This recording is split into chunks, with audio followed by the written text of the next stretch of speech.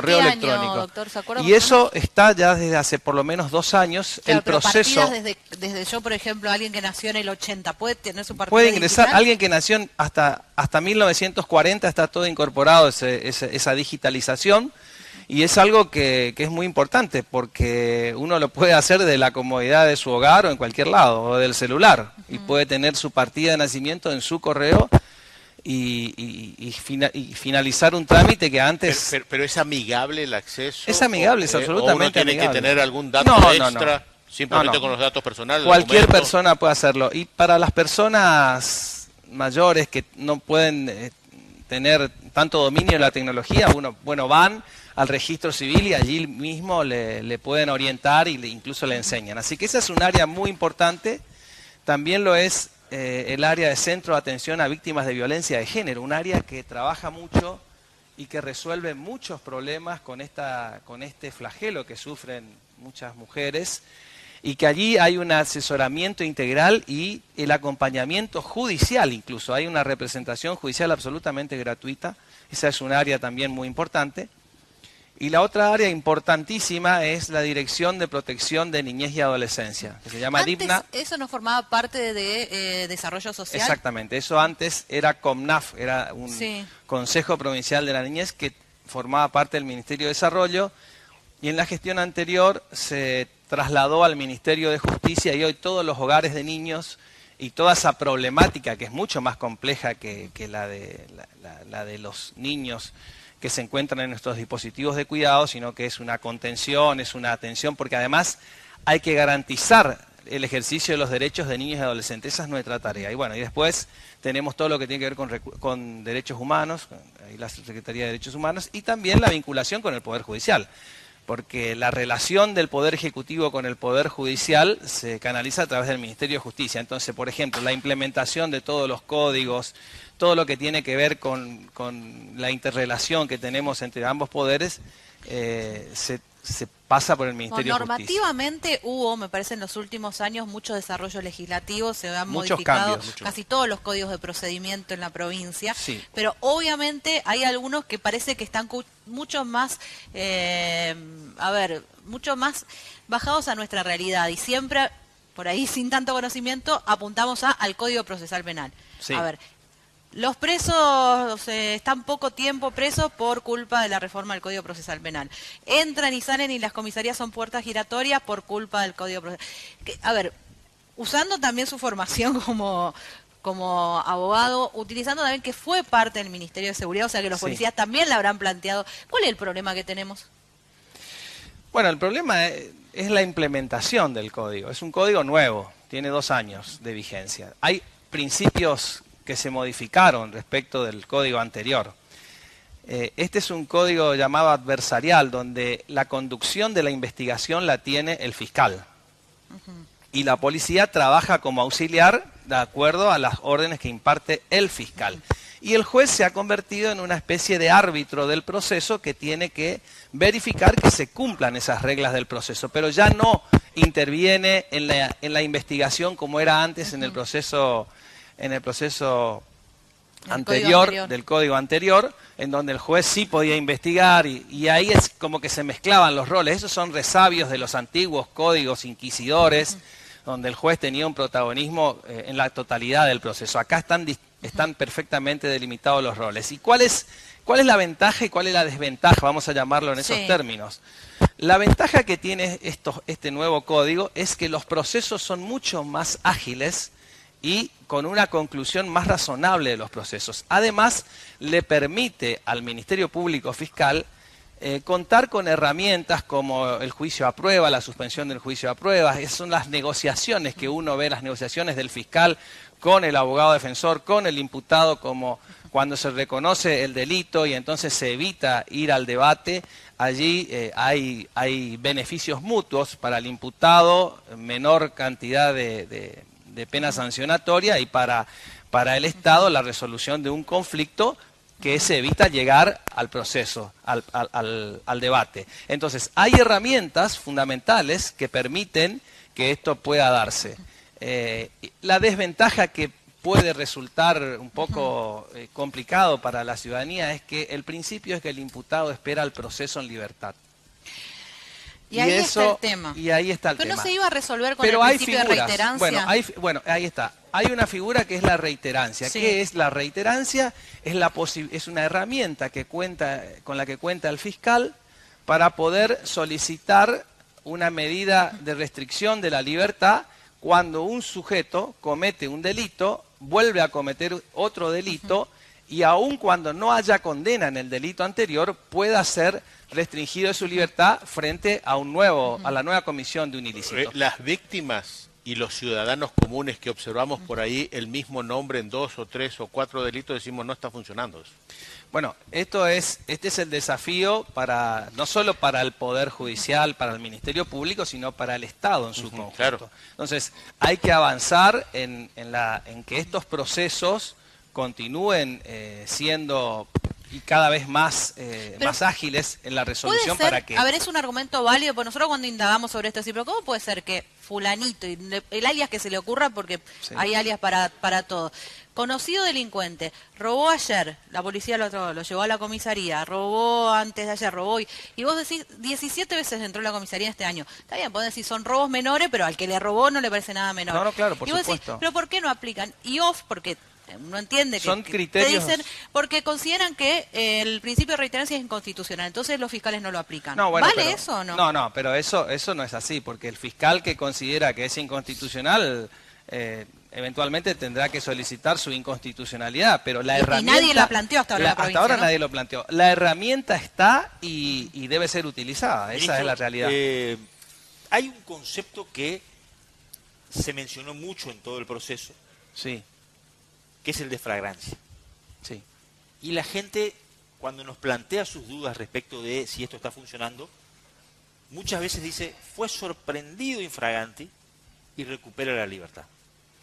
Bueno, cuando es sorprendido infraganti, que quiere decir en el momento de cometer el hecho, ahí ya hay una agilidad en el proceso, porque ya no hay que desplegar un plexo probatorio importante, sino que ya habiéndoselo detenido en flagrancia, es decir, en el momento de cometer el hecho, ya el proceso tiene que resolverse en poquísimo tiempo. Y allí viene la condena, y cuando viene la condena ya viene la sanción. Ahí venía la pregunta. ¿Es este un dato preciso de la gente que plantea su duda o es una sensación consuetudinaria que no tiene relación con la realidad? No, si hay flagrancia, Martín, el procedimiento es muy contundente en ese sentido, y hay que avanzar en la resolución a través de la aplicación del código con la condena respectiva, así con un proceso muy, muy rápido. Ahora, eso es en el caso, insisto, en que se lo detenga en el momento de cometer el hecho y que ya la prueba sea tan contundente que no haga falta desplegar. ¿Verlo en una cámara robando no es flagrancia? Verlo después en la cámara. Veo que ahora todos tenemos una camarita. Sí. Ahí lo vi como entró a mi casa y me robó ¿eso no es flagrancia? Si la policía puede constatar ese hecho, sí, si lo pueden detener en el momento, con más razón. En el momento claro, de cometer el hecho. Tiene que ser eso. ¿Está bajo su órbita la cárcel penitenciaria de San Cayetano? No, eso está bajo la órbita del Ministerio de Seguridad, Cristina. Sí, porque hay un reclamo puntual de la justicia en este momento de que hay un hacinamiento. Bueno, eso tiene que ver precisamente con lo que estábamos hablando. Es decir, ahora hay muchas más condenas que tienen que ver con la agilidad del proceso, hay más condenados y paralelamente hay menos procesados. O sea, hay menos detenidos en la unidad de procesados, que es la unidad 6, y más en la de condenados, por este tema de la agilidad en los procesos. Por supuesto que es un tema que va a tener que tratarse y analizarse. ¿Está calculado, Juanjo, en cuánto se incrementó el número de condenas, de qué porcentaje? No tengo ese dato, Tito. Pero eso es evidente por esto que estás diciendo. Sí. Pero sí por el número de condenados que están cumpliendo su sentencia en la unidad penitenciaria número 1, esos datos son los que nos demuestran ese fenómeno. ¿Su gabinete está conformado? Pregunto porque hay un planteo de un teleoyente. Dice, Inspección General de Personas Jurídicas no tienen inspector, no hay firma y no podemos hacer trámites. Bueno, todavía no está conformado. El gobernador lo ha anunciado que en los próximos días irá completando todas las áreas del gobierno. Así que, de todas maneras, para los trámites urgentísimos, Eso se resuelve porque el ministro lo puede hacer. Hay otro desafío que es la implementación a partir de febrero de la ley de narcomenudeo. Sí. Otro gran, digamos, cambio normativo. Yo les pregunto por ahí si tienen idea, no sé, ¿saben cuántos kioscos de narcomenudeo se desarticularon lo que va de 2005? ¿Ustedes tienen idea? 2025, perdón. Ni idea. Kioscos desarticulados de narcomenudeo. No. ¿Pero qué decís? ¿Uno por semana? ¿Uno cada 15 días? No. ¿Cuántos? No, debe haber entre 6 a 8 kioscos. ¿6 en el año? No, por semana me parece. 107, o sea, esto es año 2025. En el 25. En la policía, 107 kioscos de narcomenudeo desarticulados.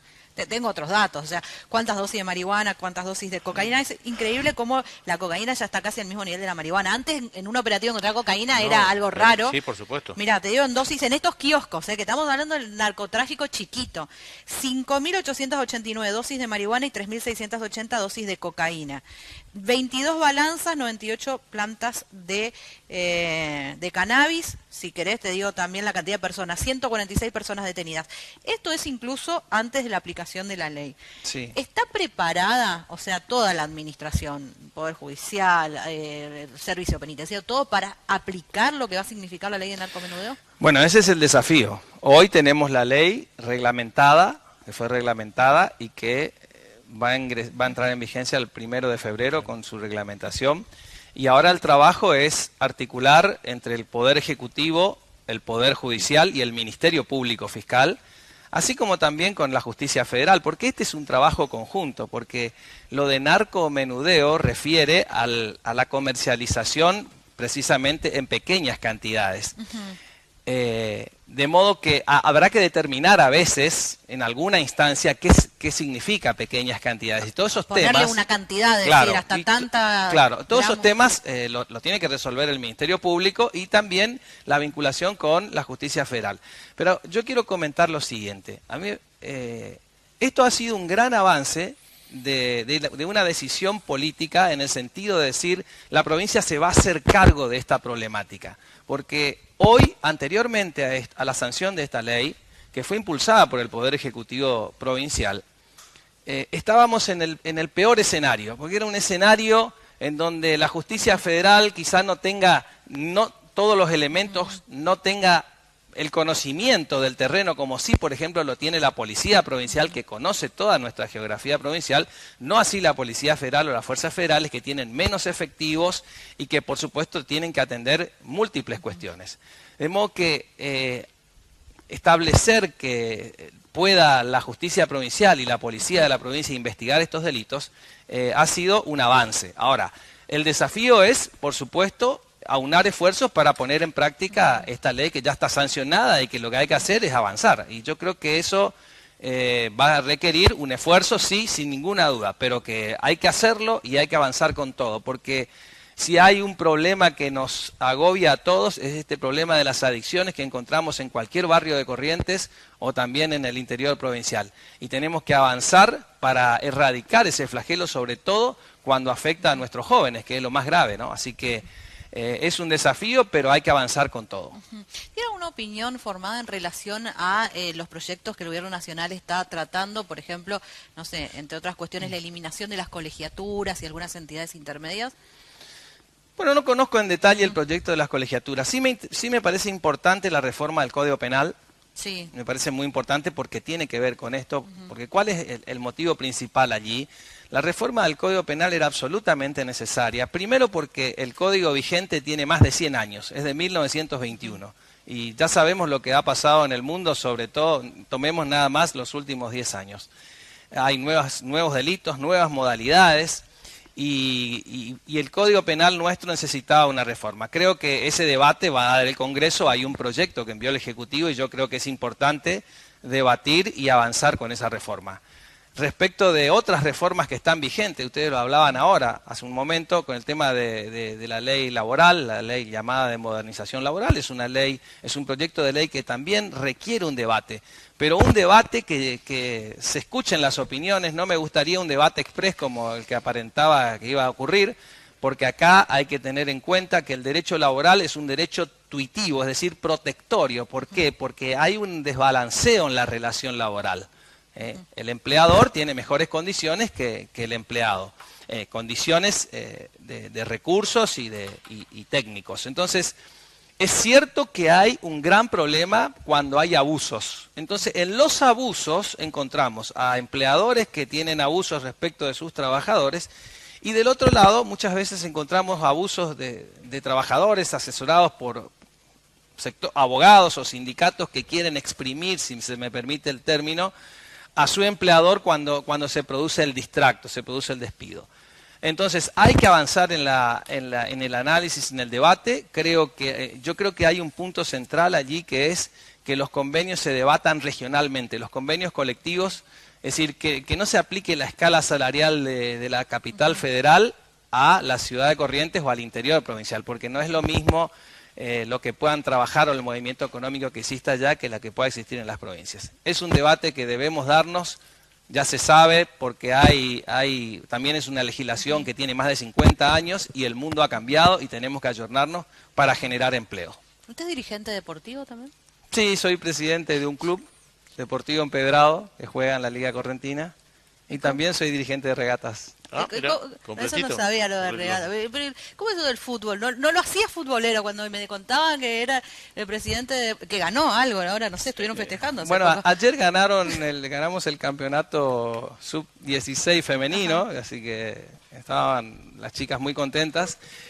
Y en primera hemos estado en semifinales, bueno, el año pasado ganamos la liga, ahora perdimos en semifinales por penales, pero lo importante que tiene el Club Deportivo Empedrado es la cantidad de chicos. ¿Es de Empedrado o es de acá? Bueno, hay una larga historia allí, pero para sintetizar, eso era originalmente de Empedrado, después en un momento los dirigentes dijeron, bueno, no podemos seguir con este club, tomaron unos dirigentes de acá, de ahí un día me contactaron por distintas razones, por andar por los barrios con nuestra actividad política y ahí me quedé.